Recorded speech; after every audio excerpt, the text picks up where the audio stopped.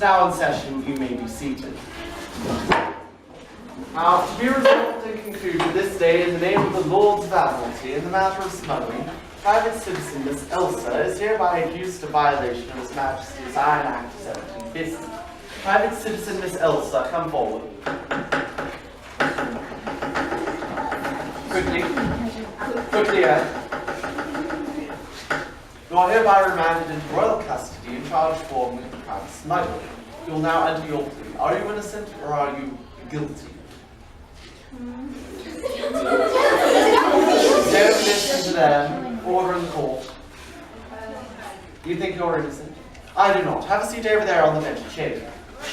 Now, since you are so clearly guilty, you may choose one person to testify on your behalf. Someone who thinks you are innocent and not guilty. Call them forward now. Here, step forward. Right here. No, face me. Right here. Not over there. Do you think she's innocent? Yes. Very good. And do you know her? Yes. Do you know her well? Yes. Are you her friend? Yes. Her best friend? No. Have a seat right there on the suspicion. Now, I need one person here who thinks she's guilty. Now then, sir, do you think she's guilty? Yes. And what is your name, sir? David. And your last name, David? And your little name, sir? State your full name for me, sir. Again? Again? Again? Again? Louder. David Lucas Hamilton. Louder. David Lucas Hamilton. Terrible! Your new name is now Bigglesby. Have a seat. Let's keep all the way down again, sir. Yes, very good. Now I need one more person here who thinks she's guilty. You there, sir, step forward. Took my bag. And you think she's guilty? Yes. Good. Have a seat in between those two. Now then, you there, Bigglesby, you are now witness number 1. You in the center are witness number 2, and you are witness number 3. The least important witness here. Witness number 1, step forward to the side of the table here, sir. What is your testimony, witness number 1? I saw the accused boarding our vessel with a trunk full of finished iron goods. Finished iron goods, you say? Did these finished iron goods happen to look like this, sir?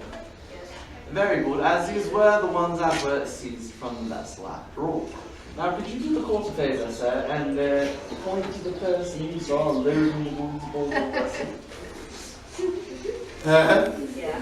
Yes, I thought as much. You can tell she's clearly guilty by the way she's sitting there, smiling. Only guilty people smile in such a manner. Now, let's say, you said it was our vessel, and that implies ownership, sir. Are you the captain or the owner of your vessel? The owner. And for how long have you been the owner, sir? Oh, a couple of years. Very good, sir. Very good. Wait a minute. How old did you say you were again, sir? 10. And you've been the captain of your vessel for a couple of years. Tell you what, since you were 8 years old, sir? Sir, have you been sailing with Captain Morgan? You're drunk, sit down.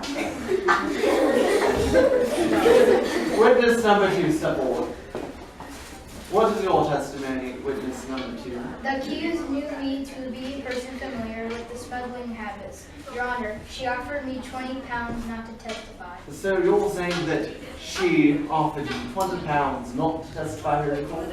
Yes. And did you accept that money, sir? You didn't? Are you sure? You didn't, you? And you did buy that jacket with the zipper on it, sir? No. You there? You are aware that bribery is a crime, are you not? Very well, you're now being tried for both smuggling and bribery. And as for you said you accepted the bribe? No. Yes? You do not. Sit down.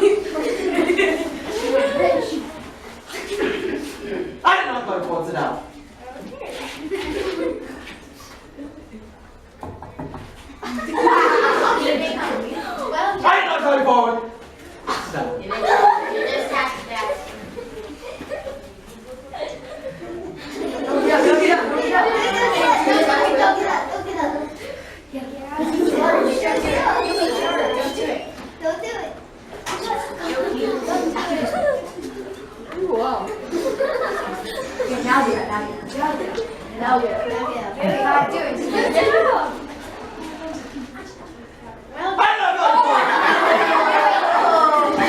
Yeah. Witness number 3. Give me a step forward. Well, Judge, the accused cannot possibly be guilty, for she was in my company loading the trade ship. The skirt we dropped on the 24th of August, 2 years ago. Okay, so you're saying she was with you on the 24th.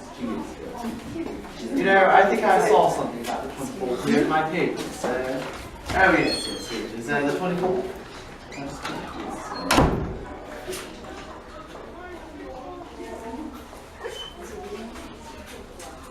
It does not say the 24th of August here, it says the 17th of September.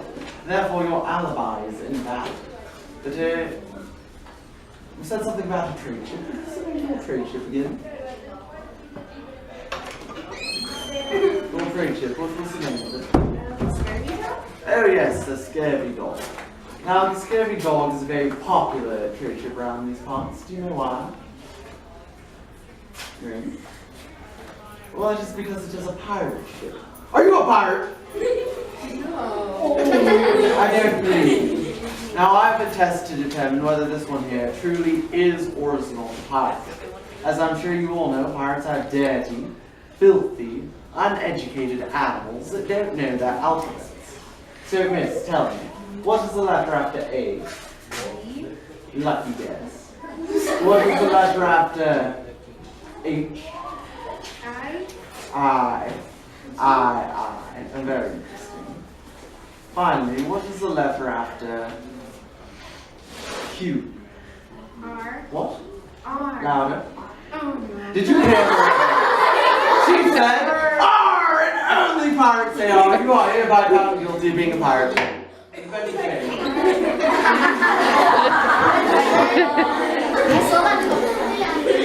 Witness number 1, step forward, sir. Now, witness number 1, you, sir, said that you are the captain of the vessel, correct, sir? And you also said that you saw her loading the finished angles aboard your vessel, correct, sir? Now, my question for you, sir, is why didn't you do anything to stop her? Because she had reinforcements. Reinforcements, sir? How many? 10.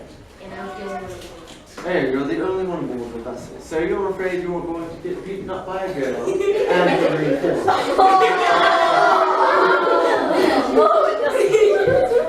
You said because she had a gun. Yeah. Very well, sir, because you did nothing to stop her or her reinforcements. You are seen as an accomplice to smuggling, sir, and you are hereby found guilty of smuggling.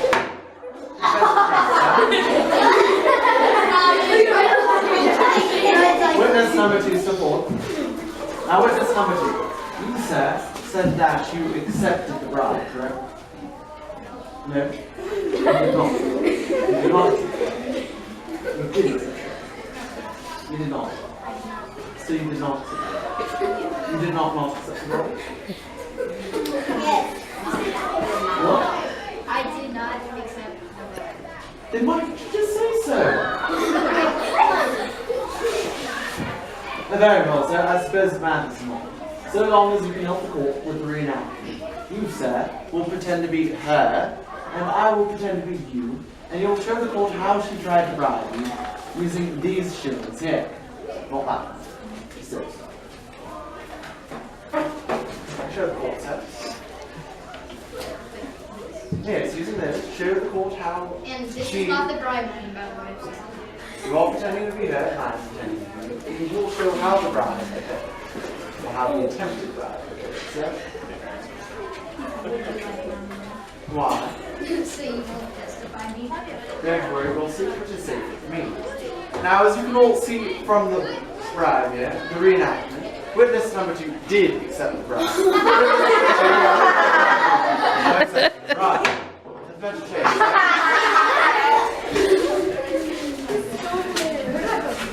Here, so now then for the punishments. You there, you have been found guilty of smuggling. Therefore your punishment is that you are to be thrown in the dungeon, all your goods and possessions taken and seized, and sold at my own person. Okay. You then, you have been found guilty of piracy. Therefore your punishment is that you are to be hanged in the center of town until dead, and all of you here may throw rotten fruits and vegetables at you. You then, sir, you have been found guilty of smuggling as well. Therefore your punishment will be the same as his. You'll be thrown in the dungeon, all your goods and possessions taken and seized, and sold to the first people. And finally, you there, sir, you have been found guilty of accepting a bribe. Therefore, your punishment will be a fine, the amount of the bribe, plus £20. If you cannot pay that by tomorrow, your fine will be doubled. If you cannot pay that by the day after, then you too, sir, shall be thrown in the dungeon as well. Now, a round of applause for our actors. We're all going to use our imaginations one more time, and we're going to pretend that these two ladies have never met this young man before in their lives. But they're all at a fancy dinner party, and they have all just finished eating dinner and are waiting for the dancing festivities to begin. Now, these two ladies are on this side of the room. They're gossiping to each other, talking about fashion. Pretend it all. Keep doing it. This young man is over here, and he's looking for a dance partner. But don't do that. That's weird. Continue gossiping. All right, stop. That's weird. And at this point, that she realizes she doesn't care about what she's saying because she has locked eyes with a manly figure across the room. Lock eyes. That's much better, but don't lock eyes like that. That's... Now, sir, this young man over here has noticed her noticing him, and he is also noticing her. Now, young man, do you think you could just walk over there and ask her to dance? No. Do you think you know how it's done? I think I know partially on how. All right, I want you to show me what you know. Go ahead. What are you doing? Get over here! You cannot speak to her. No, so you must strike a confident pose. Strike a confident pose with me. Ready? No, a confident. Strike my pose.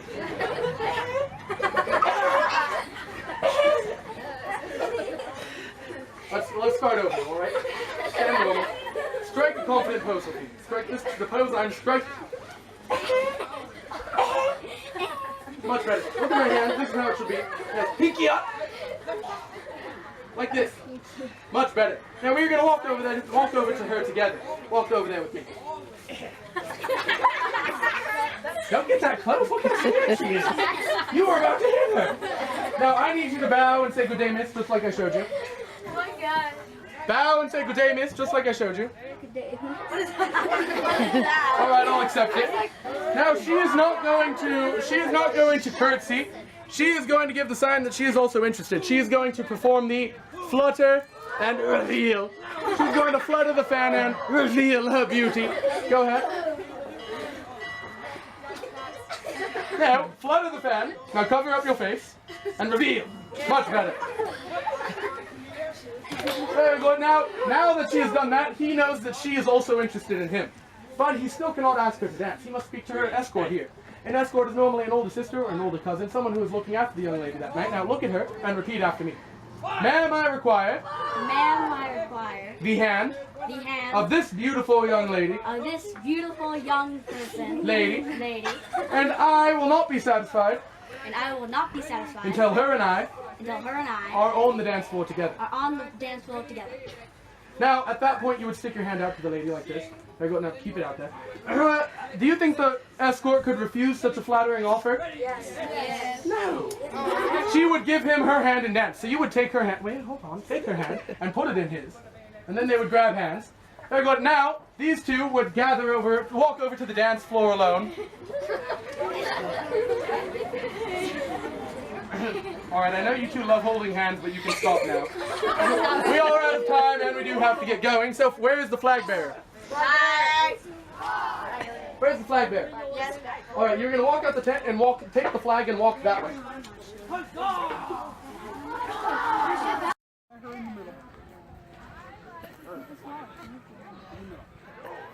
Now, I need 3 young lads. Let's see. You, young sir. You. And one who never, ever, ever gets embarrassed. Nope. Now, young lads, next to me. Now, my 6 volunteers. You're no longer going to be British soldiers. I know, Tyr. You're now going to be Bostonians. You two on the end are very happy Bostonians. Show me happy faces. Very good. The other four are angry Bostonians. Show me angry faces. Show me a scary face. That would not scare anybody. Now, you, sir. What is your name? How embarrassing. You got your name wrong. I actually know your name. I mean, it's not that. Your name is actually Captain Bigglesby Snow. What is your name? He got it right. Very good. Do not worry. You need it for the skit. You saw the businessman, Jonathan Williams. And the very happy farmer, Daniel Wilson, who never gets embarrassed. You young lass are the very elegant Allison Hitchburn.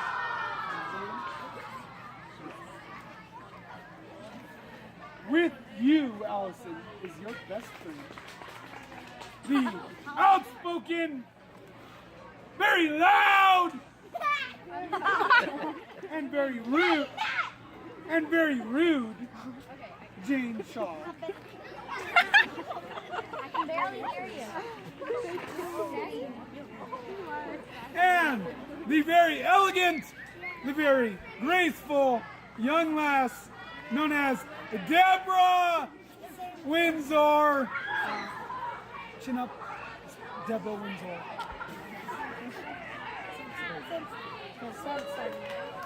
Now, I shall no longer be the friendly colonist that you have known for so long, the last 4.5 minutes. I shall now be the British tax collector, Andrew Oliver.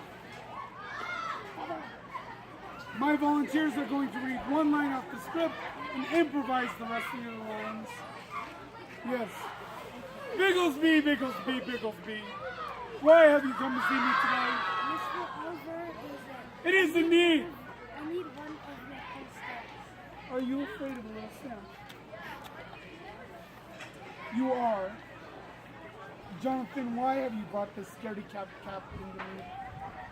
Captain Snow, I purchased my powder mill for 200. He's rich!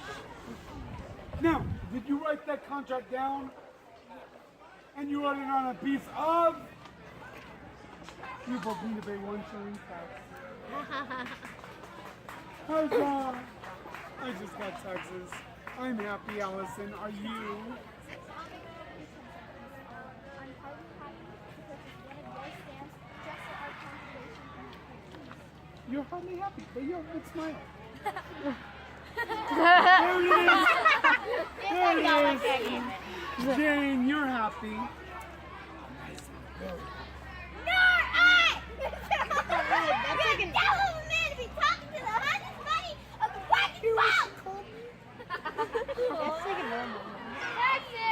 What did you call me?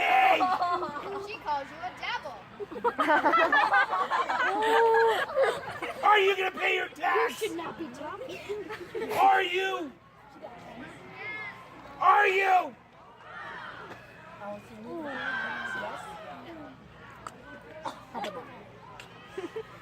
I usually follow the rules. Oh, yeah. Say yes. No. Yes, I do. Quiet down, audience. Are you gonna pay your tax now? Jane! Are you gonna pay? I shall deal with you two later. I have something happier to deal with. Daniel! Deborah. Daniel, you're so happy today, are you not? Yes. Are you very happy? Yes, I am very happy. Nice and very loud why you're so happy. Mr. Oliver, we have need of a stamp to purchase a marriage license. Congratulations! You have gained Deborah's heart. Okay, I'm not embarrassed. Now, you need to pay 1 shilling tax. I know. Now, you need to pay 1 shilling tax for your marriage license. I want to get married. I have a question for Deborah. Deborah, which ball and chain do you prefer? This one or that one?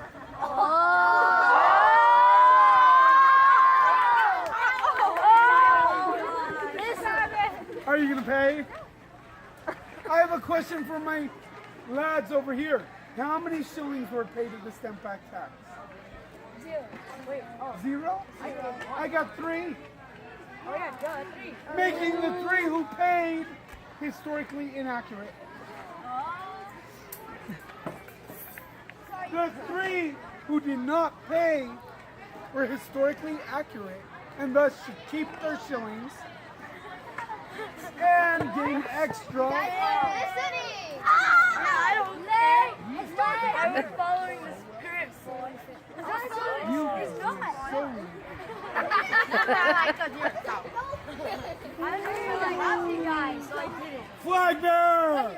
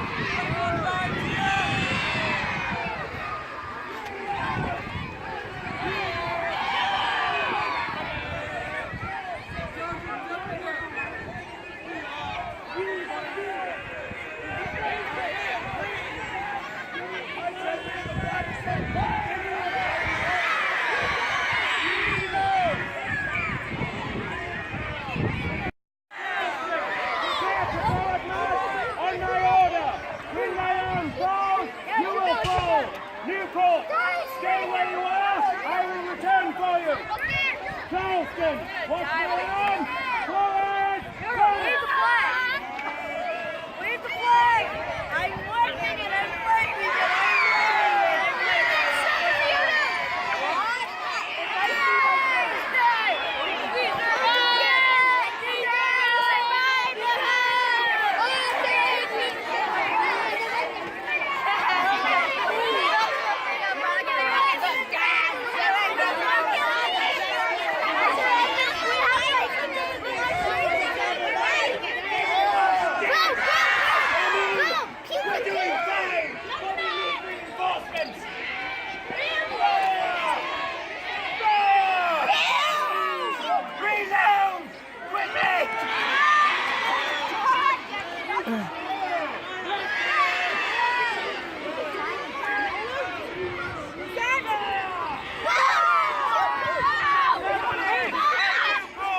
I think you lost your group.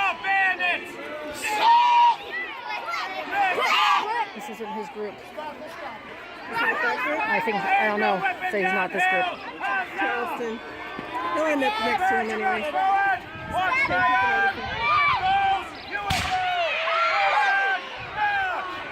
March! Okay, you're going to join the group.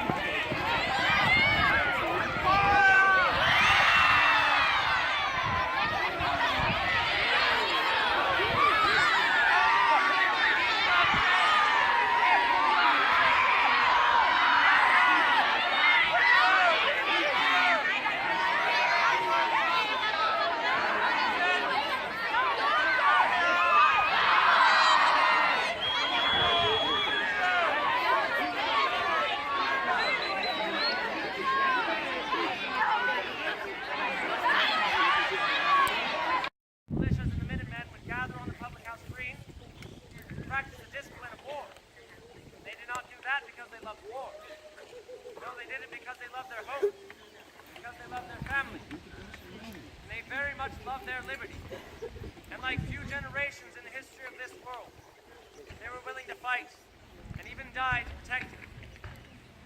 There's a story that illustrates this, lads and lasses, and I pray you might be able to pay attention to it for just one moment. It's about a young man who came from immigrant stock. He sailed across the sea looking for a better life here in America. And like many people, he found it. So instead of fighting for his old country, he fought for his new one. He found himself in a very bad spot during a dismal hour of the American Revolution on top of Fort Moultrie, which was in South Carolina, the Charleston Harbor. When two great man-of-wars, very large British gunships, sailed there into the harbor, they opened up their cannon ports and they began to pummel that fort with cannonballs. One of those cannonballs caught that young sergeant sidelong the belly. He took away his stomach entirely, and he killed it. However, in the closing seconds of his life, that is all he had.